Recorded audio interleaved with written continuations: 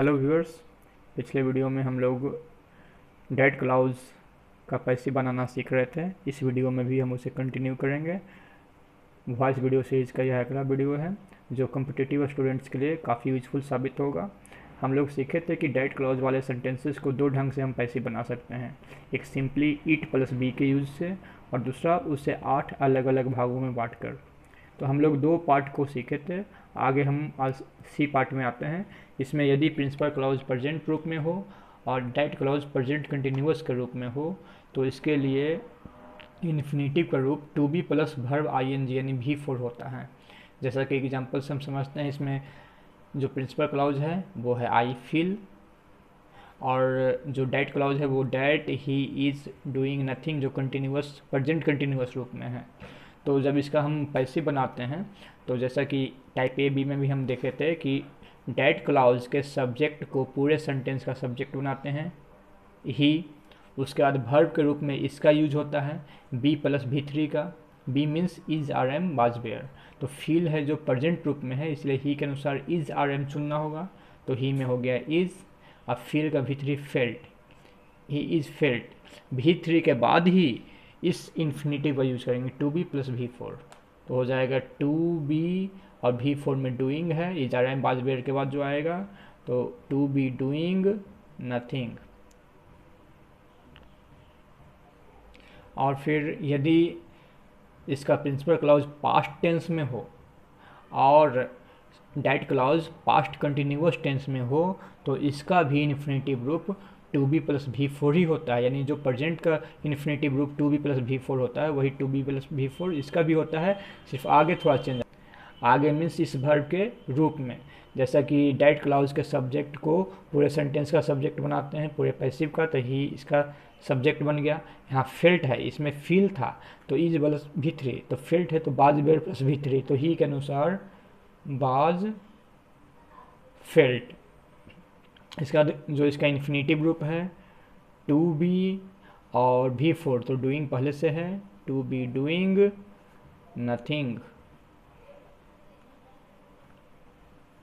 अब इसके पांचवें स्ट्रक्चर को हम देखते हैं। यदि इसका प्रिंसिपल क्लॉज प्रेजेंट टेंस में हो और इसका डेट क्लॉज सिंपल पास्ट में हो, प्रिंसिपल प्रेजेंट में और डेट क्लॉज सिंपल पास्ट में। देखिए हम लोग ए में पढ़े थे, जब प्रिंसिपल क्लॉज प्रेजेंट में हो और डेट क्लॉज सिंपल प्रेजेंट में तो प्रेजेंट के साथ दोनों आ सकता है, प्रेजेंट भी पास्ट भी, जबकि पास्ट के साथ सिर्फ पास्ट ही आता है। यदि आगे पास्ट में हो तो पीछे पास्ट ही रहेगा, लेकिन प्रेजेंट आने पे पीछे प्रेजेंट भी हो सकता है और पास्ट भी। तो प्रेजेंट के साथ जब सिंपल पास्ट हो तो इसका स्ट्रक्चर होता है to have plus V3।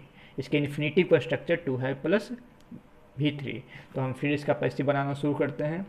Date clause के सब्जेक्ट को पूरे सेंटेंस का सब्जेक्ट बनाते हैं। सी नो है तो is are M plus V3, तो सी इज नोन, और to have plus V3 to have, अब V3 हो गया टाउट, टू हैव टाउट, बाकी जो बचा टू हैव टाउट हिम।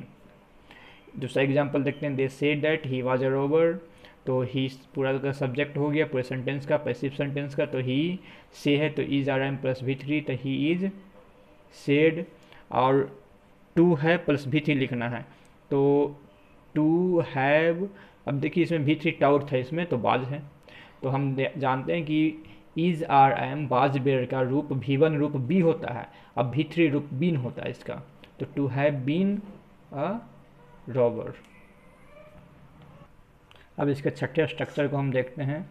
जब इसका प्रिंसिपल क्लॉज प्रेजेंट टेंस में हो और सबऑर्डिनेट क्लॉज यानी डेट क्लॉज पास्ट कंटिन्यूअस में हो तो इसका इन्फिनिटिव का रूप to have been plus V4 होता है, to have been plus V4।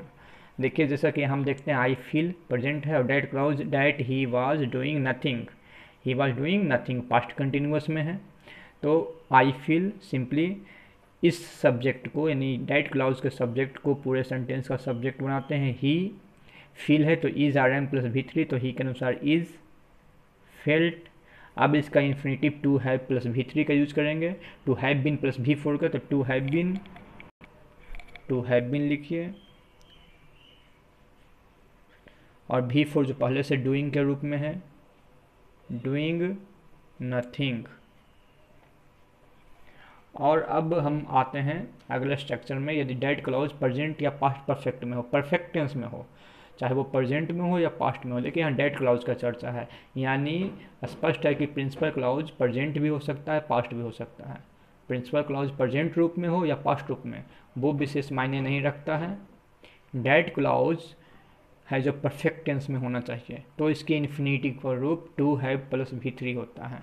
जैसा कि एग्जाम्पल में आप देख सकते हैं, I know that she had या हैज़ ब्रोकन इट।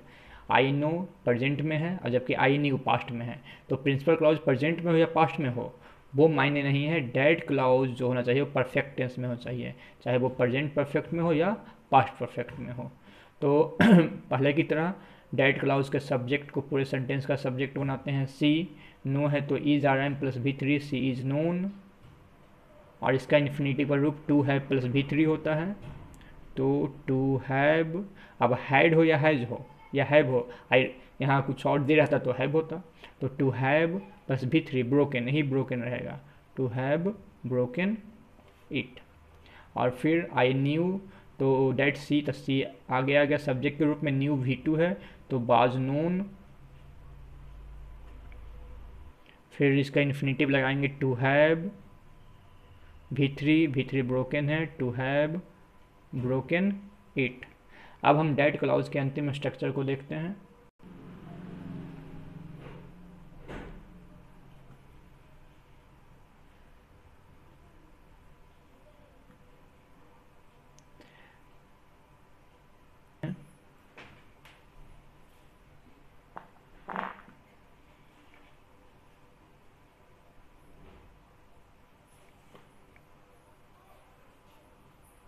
हिलाएगा नहीं।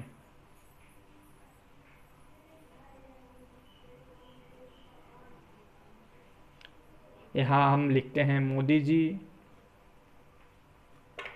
फिर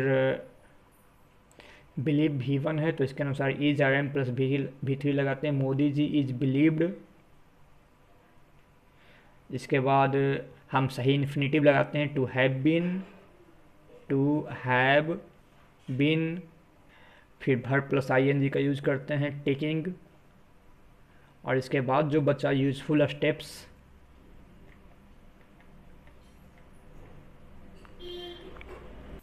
अगेंस्ट कोरोना।